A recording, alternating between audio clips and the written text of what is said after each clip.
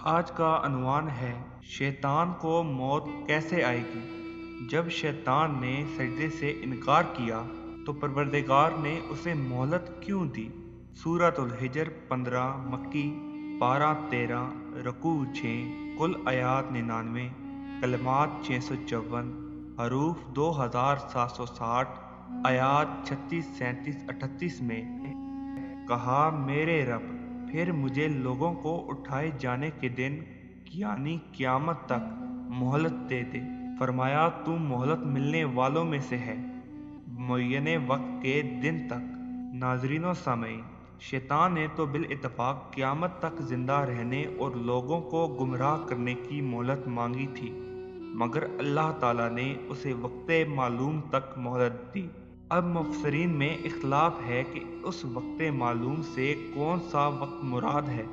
اکثر مفسرین نے اس سے نفع اولی مراد لیا ہے، جب شرعی تکلیف ختم ہو جائے گی اور باب توبہ بند ہو جائے گا۔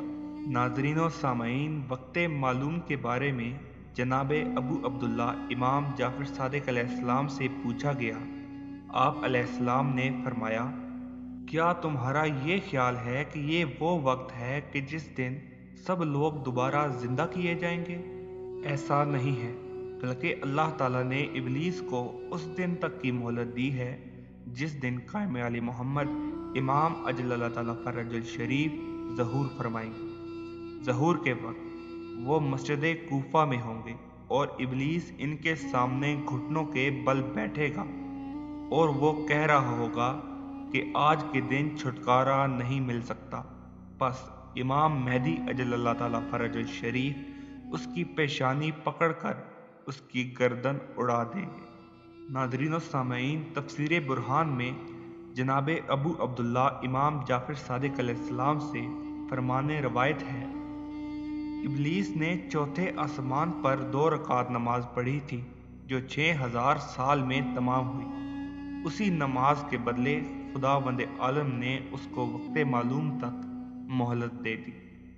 اور اختتام میں جناب امام صادق علیہ السلام کا فرمان تلاوت کرنا چاہتا ہوں۔